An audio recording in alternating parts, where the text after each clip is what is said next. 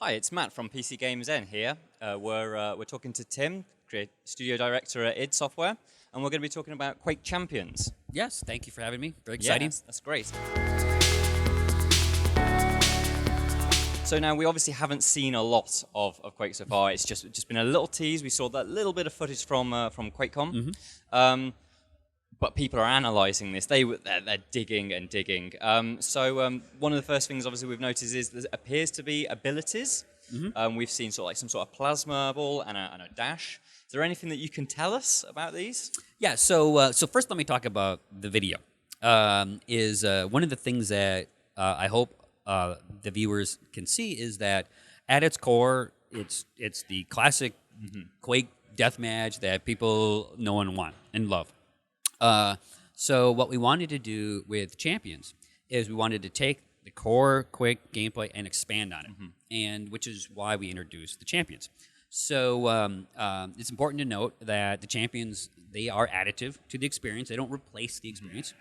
And some of the abilities that you saw in the video, I think you saw the Dire Orb, where Ranger throws the Dire Orb and then teleports to it.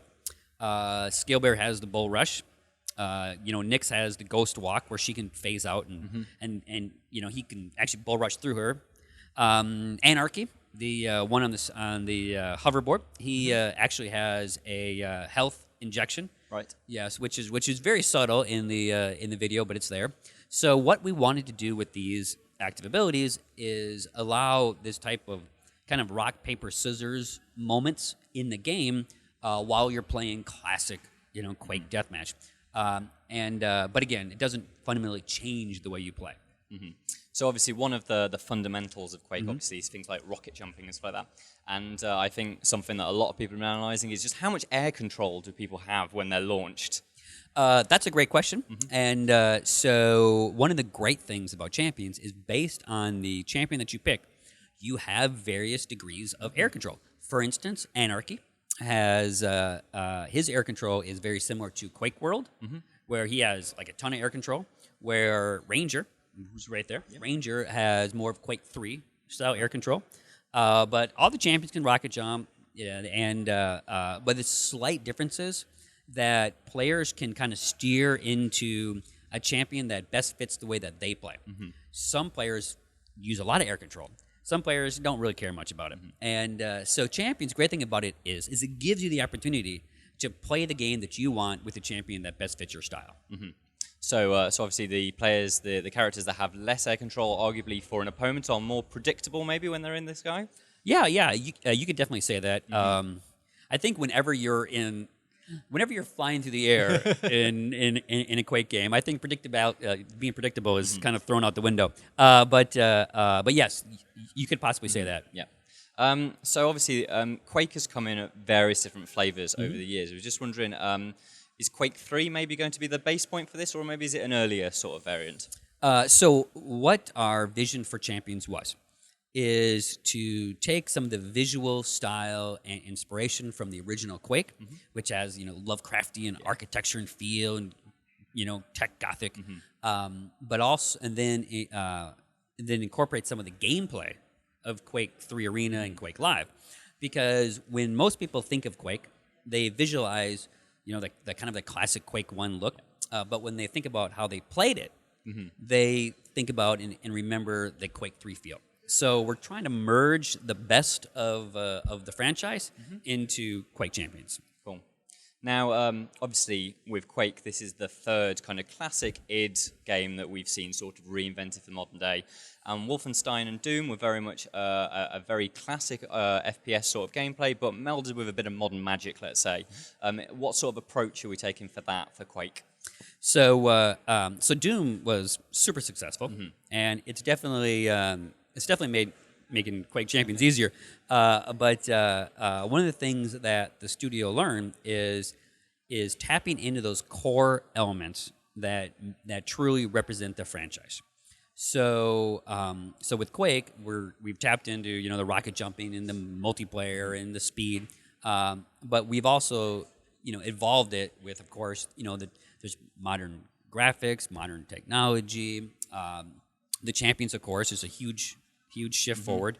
and we want to make the game more approachable to new people. Yep. Through a new team game modes that we have, the champions, of course. So yeah, we have learned a lot from the success of Doom and Wolfenstein, and that really is keying in on those core concepts and then pushing those forward with something that expands upon those. Mm-hmm. And can you possibly talk about what new game modes we might be able to see? Well, one of the modes that we showcased at QuakeCon was a game mode that we call Sacrifice. Sacrifice is basically there's two areas of control, and when you control those areas, you get bonuses on the frags that you make. So it's still a frag based multiplayer game, but there is some objective to it. But because it's Quake, it's not about standing on an objective or things like or standing still for a long time. But Sacrifice was one of the modes that we showed at QuakeCon. Which is new for us. Cool. Now, obviously, we know that Saber Interactive are working with you on this, and the one thing that we've learned recently is that the engine that the game will be running on is not pure id Tech, is it? It's a hybrid engine. Now, id Tech is known as a very beautiful engine, exceptionally powerful. Could you possibly explain why we're not going for a pure id Tech? Yeah.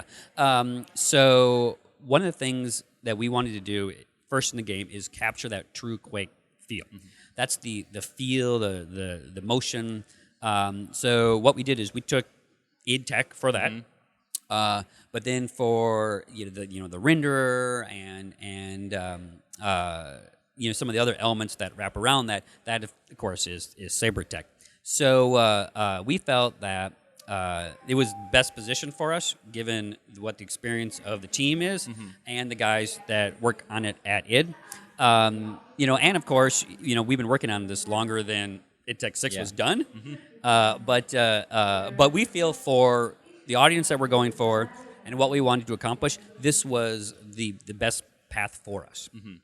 Would you be able to explain sort of like how Saber got involved? Because obviously their history isn't necessarily anywhere near the sort of PC sort of diehards that we'd expect. So a while ago, the Quake Live team was looking at expanding Quake Live. And we had thought about adding champions and this type of thing. But then we looked at what was happening with Doom and success of how that game was shaping up, even before it was shipped. And then we started to look about taking this idea of champions and expanding it to an entire game. So we had talked to a number of different developers. And the great thing about Saber is when they talked to us about what they wanted to do, if they had this franchise, what they would do, it was really close. It was shockingly similar to what we wanted. So it really was a perfect fit. And they've been great to work with. It's a true co-development. We have a group of guys that are working on it, and they're working on it, of course. The QuakeCon build and the pro players that played it at QuakeCon were like, "This is Quake. We like it. Go." That's exactly. So I feel really happy about how it's shaping up. That's everything from here with Quake Champions. If you like the video, please like and subscribe. Check out the rest of the channel and have a look at PCGamesN.com. Thank you very much.